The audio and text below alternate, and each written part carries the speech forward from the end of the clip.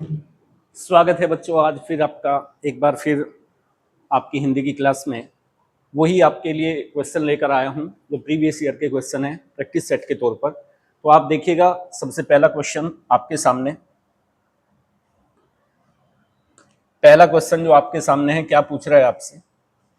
सवाल है, निम्नलिखित में से किस विकल्प के सभी शब्द तत्सम हैं? कल हमने जिक्र किया था, पिछली क्लास में भी जिक्र किया था, तत्सम शब्द क्या होते हैं? जो शब्द संस्कृत के शब्द है और हिंदी में हम पूर्ण रूप से उनका प्रयोग करते हैं तो उनको क्या कहते हैं बच्चों? तत्सम कहते हैं। तो कौन सा विकल्प ऐसा है जिसके सभी शब्द तत्सम हैं? तो आपका क्या हो जाएगा? सी विकल्प है। इसमें नव्य और स्वर्णकार, इसमें दोनों के दोनों जो ऑप्शन इसमें दिए गए हैं, दोनों जो शब्द दिए गए हैं, दोनों क्या है बच्चे? ये दोनों आपके तत्सम है। ठीक है, चलिए अगले सवाल पर चलते हैं। नलिन व राजीव शब्द किस शब्द के पर्यायवाची हैं? नलिन और राजीव किस शब्द के पर्यायवाची हैं? नलिन और राजीव किस शब्द के पर्यायवाची हैं? तो ये किस शब्द के पर्यायवाची हैं बच्चे? कमल के। दोनों किसके पर्यायवाची होते हैं? कमल के पर्यायवाची होते हैं। ठीक है, उत्कर्ष का पर्यायवाची मैंने बताया था पिछली वीडियो में भी। उत्कर्ष क्या? उत्कर्ष का पर्यायवाची होता है कुल। उत्कर्ष का पर्यायवाची कुल होता है। अंबर का आप जानते हैं, अंबर का क्या होता है? आकाश। और उपवन, उपवन का क्या होगा? जंगल। ये इनके पर्यायवाची होते हैं। ठीक है, तो हमारा सवाल था नलिन और राजीव शब्द के पर्यायवाची क्या है? तो इसके पर्यायवाची क्या हो जाएंगे बच्चे? कमल। इसके पर्यायवाची क्या हो जाएंगे? कमल। कमल इसका पर्यायवाची हो जाएगा।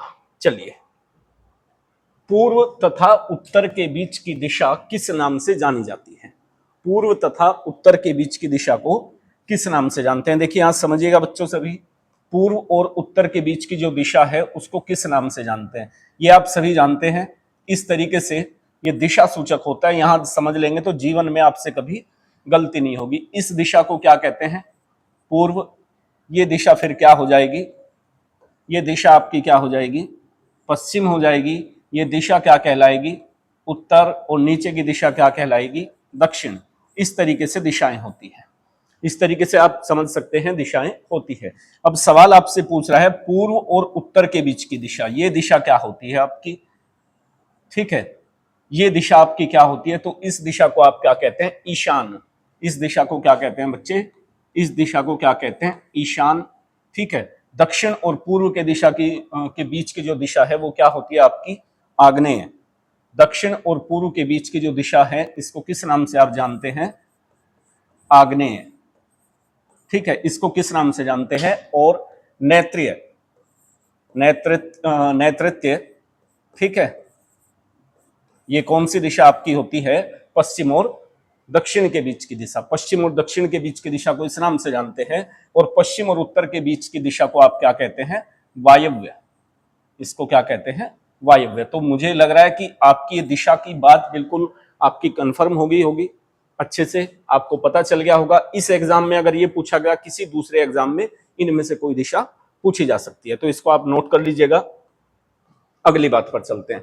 किस विकल्प में शब्द श्रुति सम भिन्नार्थक का सही अर्थ भेद है? किस शब्द में, किस विकल्प में शब्द श्रुति सम भिन्नार्थक का सही अर्थ भेद है? ठीक है, श्रुति सम दिए गए मतलब जो बोलने में लगभग एक जैसे होते हैं उनको कहते हैं श्रुति सम। ठीक है, तो उनमें ये कह रहा है किसका सही अर्थ भेद है, सही अर्थ किस शब्द के यहां बताए गए हैं, ये बताना है आपको। सही अर्थ किस शब्द के बताए गए हैं? ठीक है, जैसे प्रकृत एक भाषा, प्राकृत एक भाषा होती है जो जैन धर्म की भाषा है। जैन साहित्य जिस भाषा में लिखे गए हैं, वर्ण वर्ण ये वाला वर्ण रंग होता है शशधर, शशिधर, चांद और शिव। तो इसमें कौन सा सही है आपका? शशधर। शशधर चांद को कहते हैं। और शशिधर, शशि को धारण करने वाला, शशि मतलब चंद्रमा। ठीक है, तो चंद्रमा को धारण करने वाला क्या कहलाता है?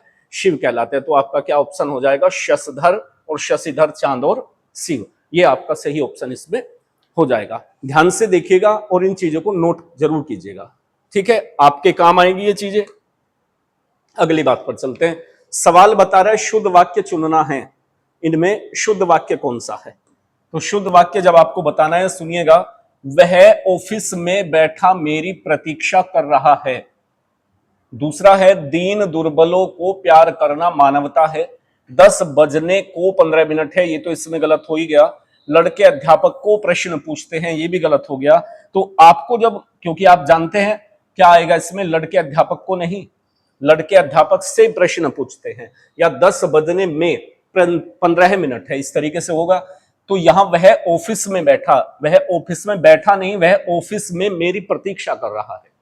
बैठा है या काम कर रहा है, क्या कर रहा है, इससे तात्पर्य नहीं होता, वह ऑफिस में मेरी प्रतीक्षा कर रहा है। तो यहां शुद्ध आपका क्या हो जाएगा, दीन दुर्बलों को प्यार करना मानवता है। तो शुद्ध वाक्य आपका क्या हो जाएगा बच्चे, दीन दुर्बलों को प्यार करना मानवता है। चलिए अगला सवाल देखते हैं। निम्नलिखित में से पुल्लिंग शब्द का चयन करें, इनमें पुल्लिंग कौन सा है। देखिए बच्चों समझिएगा, इनमें पुल्लिंग कौन सा है, पराधीनता।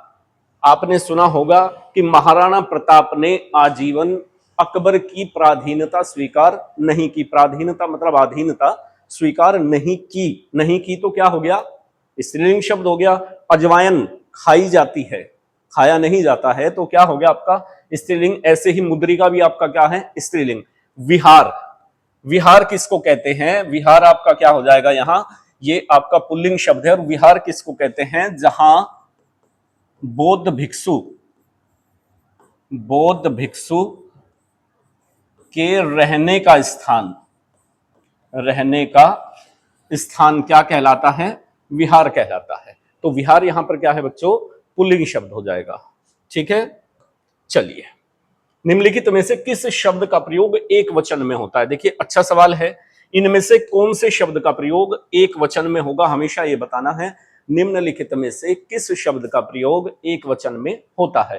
प्राण, आपने सुना होगा, अगर कोई वाक्य भी आप इस पर बनाएं कि उसके प्राण निकल गए, ठीक है, तो निकल गया नहीं, निकल गए। तो प्राण हमेशा कैसे प्रयोग होता है, प्राण हमेशा कैसे प्रयोग होता है, बहुवचन में प्रयोग होता है। सोना, सोना आपका क्या है, एक वचन में प्रयोग होगा। सोना होगा या कोई भी धातु होगी, जैसे आपकी चांदी है, ठीक है, तांबा है, ये जो धातु होंगी कोई भी, ये हमेशा कैसे प्रयोग होती है, एक वचन में प्रयोग होती है। दर्शन किए जाते हैं, दर्शन किया नहीं जाता, दर्शन किए जाते हैं, इसलिए बहुवचन में प्रयोग होता है। ऐसे ही हस्ताक्षर भी क्या बहुवचन है आपका। तो एक वचन में क्या शब्द होगा आपका, सोना। या जो भी धातु होगी आपकी वो सारी क्या होती है, इसमें आपका पेट्रोल या पेट्रोलियम, ये भी इसी में आ जाता है। ठीक है, ये सारी चीजें आपकी कहां प्रयोग होती है, एक वचन में प्रयोग होते हैं ये शब्द। चलिएगा नेक्स्ट क्वेश्चन, हे ईश्वर दया करो, रेखांकित शब्द में कौन सा कारक है। ये आपसे पूछ रहा है, इस रेखांकित शब्द में, रेखांकित, ये रेखांकित शब्द है तो इसमें कारक बताना है। आपको पता है इसके बाद कौन सा चिन्ह लगा हुआ है, जिसको कहते हैं संबोधन सूचक चिन्ह। तो कौन सा इसमें कारक हो जाएगा बच्चे, संबोधन कारक। इसमें कौन सा कारक हो जाएगा, संबोधन कारक। जो चिन्ह इसमें लगा हुआ है तो इसमें कौन सा कारक का प्रयोग हुआ है, संबोधन कारक का प्रयोग हुआ है। निम्नलिखित में तद्भव शब्द होगा। देखिए तद्भव बताना है बच्चे। एक सवाल हमने किया जिसमें तत्सम पूछा था, यहाँ क्या पूछ रहा है, तद्भव पूछ रहा है। तद्भव, तद्भव मतलब जो संस्कृत का शब्द नहीं है, अब पहले संस्कृत का था, वर्तमान में क्या है वो हिंदी में हम प्रयोग करते हैं, हिंदी भाषा में उसका हम प्रयोग करते हैं, तो वो संस्कृत से आया हिंदी में। तो ऐसा शब्द कौन सा होगा, काज, जिसका तत्सम क्या होता है, कार्य, जिसका तत्सम क्या होता है, कार्य। कार्य का क्या हो जाता है, काज, काज इसका तद्भव होगा। ठीक है, चलिए अभिभाषण शब्द में उपसर्ग, आप सभी जानते हैं। उपसर्ग क्या होता है, उपसर्ग होता है वो शब्द जो, वह शब्द जो किसी भी शब्द के शुरुआत में जुड़कर उसमें विशेषता लाता है या उसके अर्थ को बदल देता है, तो वो क्या होते हैं, उपसर्ग होते हैं। तो उपसर्ग शब्द के शुरुआत में जोड़े जाते हैं। तो अभिभाषण क्या शब्द है आपका, अभिधन भाषण, भाषण शब्द है, इसमें क्या जोड़ दिया, अभी। तो उपसर्ग आपका क्या हो जाएगा, अभी। उपसर्ग क्या होते हैं, जो शब्द के शुरुआत में जुड़ते हैं, शब्द के जो बाद में जुड़ते हैं उनको क्या कहा जाता है, प्रत्यय कहा जाता है। उनको क्या कहते हैं, प्रत्यय कहते हैं। चलिएगा रक्त रंजित शब्द में कौन सा समास है, ये बताना बच्चों। रक्त रंजित शब्द में कौन सा समास है, समास से सवाल है, अच्छा सवाल है आपके एग्जाम की दृष्टि से, और पूछा जाता है समास से जरूर 1 या 2 क्वेश्चन। आप किसी भी एग्जाम में बैठे, सभी जगह आते हैं जहां हिंदी आती है। तो देखिएगा रक्त रंजित, तो सबसे पहला कार्य हमारा क्या होता है कि हम इसका समास विग्रह करें। रक्त रंजित, रक्त रंजित, रक्त से रंजित या रक्त से सना हुआ। ठीक है, रक्त रंजित किसको कहेंगे? तो से या के द्वारा। तो ये किस में आता है? तत्पुरुष समास में आता है, विभक्ति आएगी उसमें। ठीक है, तत्पुरुष के जो भाग होते हैं, तो कौन सा समास हो गया बच्चे? ये तत्पुरुष समास। तो इसमें कौन सा समास है? तत्पुरुष समास इसमें आपका होगा। देखिए, कल भी एक वीडियो मैंने अपलोड की थी, आपको अच्छी लगे तो आप प्लीज जरूर बताएं, और इसमें आगे आपको वीडियो मिलती रहेगी। चलिएगा, क्यों, कब, कौन से सर्वनाम के उदाहरण हैं। क्यों और कब कौन से सर्वनाम के उदाहरण हैं? तो ये कौन से सर्वनाम के उदाहरण होंगे ये आप सभी जानते ही होंगे। किस प्रकार के सर्वनाम हैं ये? क्यों और कब किस प्रकार के सर्वनाम है बच्चे? क्यों और कब, इनसे क्या पूछा जाता है? सवाल पूछा जाता है। तो प्रश्नवाचक सर्वनाम, ये किस प्रकार के सर्वनाम है? प्रश्नवाचक। मदिरालय का संधि विच्छेद। मदिरालय क्या शब्द है? मदिरालय। मदिरालय का संधि विच्छेद क्या होता है बच्चे? मदिरा धन आलय। ठीक है, मदिरालय कौन सी संधि है इसमें? मदिरालय का संधि विच्छेद आपका क्या हो जाएगा? ये हो जाएगा। इसमें संधि कौन सी है? संधि कौन सी है बच्चे इसमें? स्वर संधि। स्वर संधि कितने प्रकार की होती है? स्वर संधि क्यों है? देखिए, यहां आ मिला आपको, और इधर भी क्या है? आ। आधन आ जुड़कर आ हो जाता है। ठीक है, तो यहां कौन सी संधि है? स्वर संधि है। स्वर संधि आप सब जानते हैं कितने प्रकार की स्वर संधि होती है? 5 प्रकार की। ठीक है, 5 प्रकार में ये कौन सी संधि है ये आपको बताना है। आप कमेंट में जरूर बताएंगे, आपने पढ़ रखा होगा संधियों को, और बिल्कुल कल की तरह आप मुझे कहेंगे कि सर आप जो बताने की है आपको संधि बतानी चाहिए थी। बिल्कुल, मैं संधि का पूरा चैप्टर पूरा डिटेल्स में आपको सारी संधि बताऊंगा। ठीक है, ये आपके लिए है, तो कोशिश कीजिएगा। और जानते होंगे आप सभी, ऐसा नहीं है कि आपको नहीं पता है। चलिए, अवतरण चिन्ह को अन्य किस नाम से जानते हैं? देखिए, सवाल है अवतरण चिन्ह को अन्य किस नाम से जानते हैं? तो अवतरण चिन्ह को किस नाम से जानते हैं? उद्धरण चिन्ह। देखिए बेटा, ये होते हैं अवतरण चिन्ह। कहीं सिंगल हो सकते हैं, कहीं डबल हो सकते हैं। इसका तात्पर्य होता है जो ऊपर लिखा हुआ है सेम बात नीचे लिखी हुई। ठीक है, इसको हम क्या कहते हैं? अवतरण चिन्ह कहते हैं। निर्देशक चिन्ह आपका क्या होता है? निर्देशक चिन्ह होता है इस तरीके का। कोष्ठक आपके क्या होते हैं? ये इस तरीके से आपके कोष्ठक होते हैं 3 प्रकार के। योजक चिन्ह आपका क्या होता है? जो 2 शब्दों को जोड़ता है उसको हम क्या कहते हैं? योजक चिन्ह कहते हैं या संयोजक कहते हैं।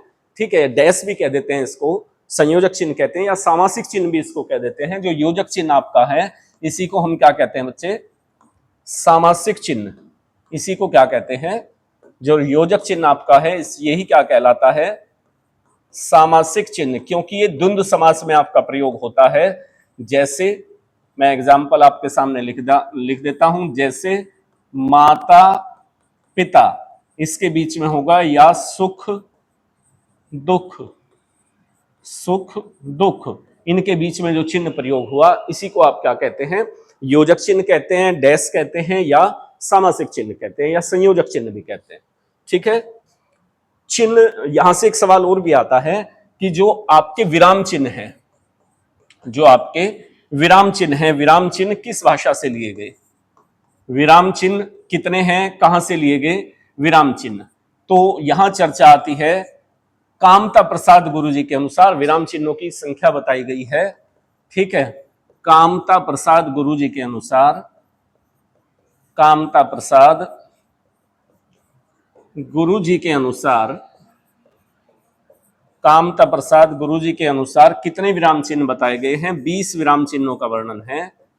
20 विराम चिन्ह। कहीं किसी किताब में 1-2 ज्यादा होंगे, किसी में कम होंगे। ठीक है, पूर्ण विराम को छोड़कर आप इसको नोट कर सकते हैं इस तरीके से। पूर्ण विराम के अतिरिक्त, पूर्ण विराम के अतिरिक्त, पूर्ण विराम के अतिरिक्त सभी चिन्ह, सभी चिन्ह अंग्रेजी भाषा से लिए गए हैं। कहां से लिए गए हैं? अंग्रेजी भाषा से लिए गए माने जाते हैं, पूर्ण विराम को छोड़कर। ठीक है, तो विराम चिन्ह से सवाल जरूर आता है। चलिए, समझ आ गई होगी बात। अगला सवाल देखिएगा। सतसई, क्या शब्द आपके सामने लिखा हुआ है? सत सही शब्द में किस प्रकार के संख्या बोधक विशेषण का प्रयोग हुआ? वो बता रहा है खुद ही कि संख्या बोधक है, संख्या को बता रहा है। संख्या कैसे? सत और सही। ठीक है, सत मीन्स सात, सत मीन्स क्या? सात। तो किस प्रकार के संख्या विशेषण का प्रयोग इसमें हुआ? गणनावाचक। जैसे दोराहा, चौराहा, जो पहले संख्या आती है वो बताती है आपको 2 गुना 3 गुना, जो ये बताती है, तो ये सब क्या होते हैं? आपके गणनावाचक। इनको क्या कहते हैं आप? गणनावाचक विशेषण। राधा ने पायल से चिट्ठी लिखवाई, अच्छा सवाल है, एग्जाम में आता है इस टाइप का सवाल। और राधा ने पायल से चिट्ठी लिखवाई, राधा ने पायल से चिट्ठी लिखवाई, इस वाक्य में कौन सी क्रिया है? इस वाक्य में कौन सी क्रिया है? नाम धातु, संयुक्त, पूर्वकालिक या प्रेरणार्थक? तो इसमें कौन सी क्रिया है? प्रेरणार्थक। जब कोई कार्य किसी दूसरे आदमी से कराया जाता है, राम ने मोहन से किताब पढ़वाई, ठीक है, राम ने मोहन से पत्र लिखवाया, इस तरीके से जब भी आएगा, ठीक है, माता जी ने राधा से खाना बनवाया, तो इस प्रकार का जब भी आएगा तो वहां कौन सी क्रिया होगी बच्चों? तो वहां हमेशा कौन सी क्रिया होती है? प्रेरणार्थक क्रिया। कौन सी क्रिया वहां होती है? प्रेरणार्थक क्रिया। देखिए ध्यान से देखिएगा, बहुत ज्यादा समय आपका नहीं लेंगे, ठीक है। ये अच्छे सवाल आपको काम आएंगे आगे आपके आने वाले कंपटीशन में, ठीक है। तो ध्यान से इन चीजों को पढ़िएगा। नेक्स्ट देखिएगा, चिल्लाहट में कौन सा प्रत्यय है? चिल्लाहट में कौन सा प्रत्यय है? चिल्लाहट जो शब्द आपके सामने लिखा हुआ है, इसमें प्रत्यय बताएं। आपको मैंने अभी बताया था, ठीक है। प्रत्यय क्या होते हैं? प्रत्यय होते हैं जो बाद में लगते हैं। प्रत्यय जो क्या होते हैं? किसी शब्द के अंत में लगते हैं। तो कौन सा प्रत्यय यहां पर है? आहट। शब्द क्या है? चिल्लाना, ठीक है। तो इसमें क्या जोड़ दिया गया? आहट। तो इसमें प्रत्यय क्या हो गया बच्चे? आहट। राम अभी सोएगा, इस वाक्य में वाच्य कौन सा है? राम अभी सोएगा। तो ये इस यहां होता है कि किस पर इसका वजन पड़ रहा है बात का? कौन सोएगा? राम सोएगा। तो कर्ता पर वजन पड़ रहा है बात का, ठीक है। कर्ता पर वजन पड़ रहा है इस बात का। तो यहां कौन सा वाक्य हो गया? कौन सा वाच्य हो गया? कृतवाच्य। कौन सा वाच्य हो जाएगा? कृतवाच्य।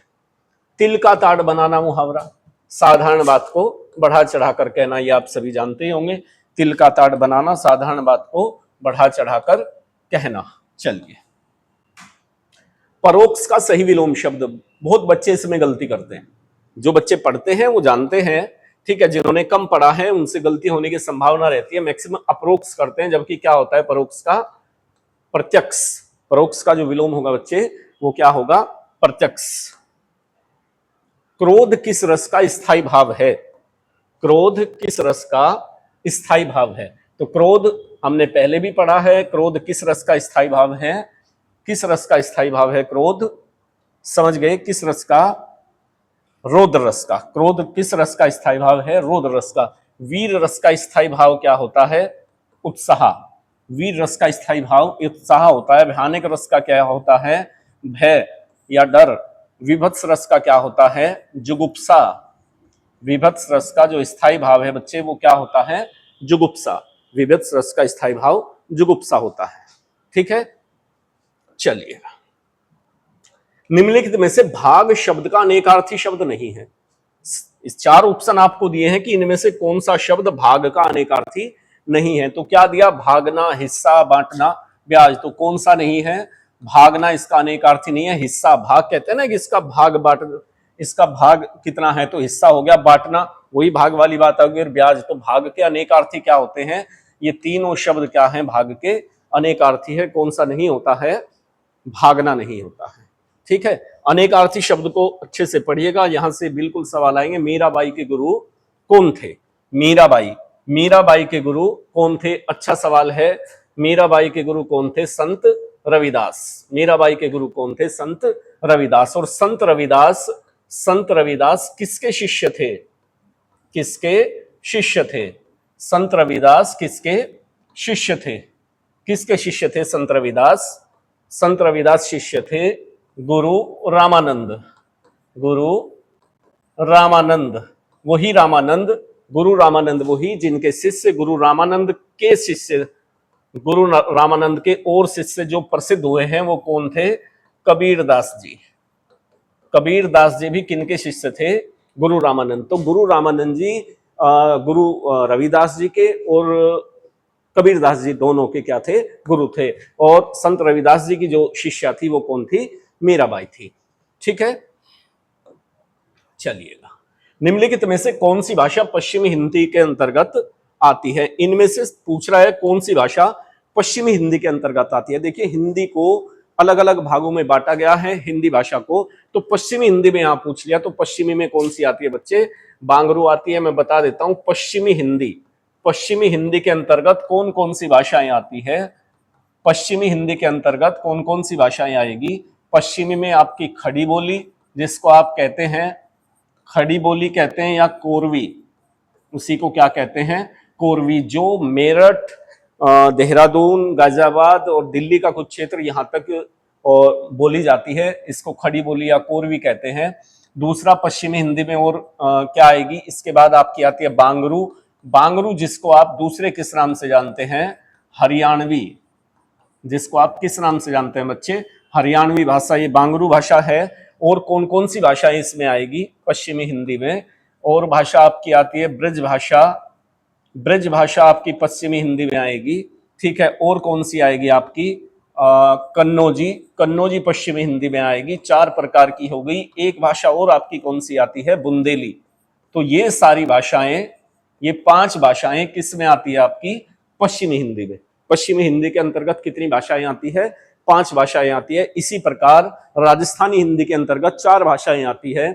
फिर उसके बाद पूर्वी हिंदी के अंतर्गत 3 भाषाएं आती है, और 3 से 4 भाषाएं आपकी आती है बिहारी हिंदी के अंतर्गत, और 2 भाषाएं आपकी आती है पहाड़ी हिंदी के अंतर्गत। ठीक है, वो सारी नोट कीजिएगा आगे चलकर। चलिए, मानसरोवर किसकी रचना है? सवाल आपसे पूछा गया है, मानसरोवर किसकी रचना है? तो मानसरोवर किसकी रचना है? मुंशी प्रेमचंद।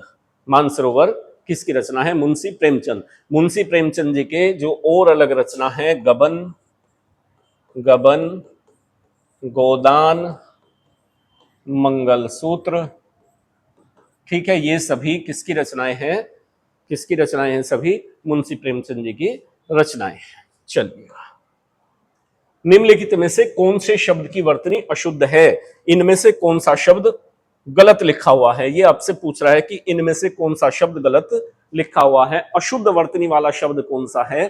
ठीक है, व्याकरण की दृष्टि से, हिंदी व्याकरण की दृष्टि से अशुद्ध शब्द इनमें कौन सा लिखा हुआ है? 4 ऑप्शन आपके सामने है। आशीर्वाद ठीक लिखा हुआ है। भुक्खड़, ये भुक्कड़ नहीं होता, ये बच्चों क्या होता है? भुक्खड़। ये क्या होता है? भुक्खड़। तो कौन सा? ये छिंद्रानवेसी आपका सही लिखा हुआ है। क्लेश आपका सही लिखा हुआ है। समझ गए? ठीक है, तो ये भी बहुत जरूरी है, जिसको कहते हैं वर्तनी शुद्धि। इस पर हमें काम करना चाहिए, जिससे हमारी जो हिंदी की वोकैब है वो हमारी स्ट्रोंग हो जाए। और जब वो स्ट्रोंग हो जाएगी तो मुझे नहीं लगता कि हिंदी भाषा में आपको बहुत ज्यादा समस्या का सामना करना पड़ेगा। ठीक है, चलिए, निम्नलिखित में से अमृत का अनेकार्थी शब्द नहीं है।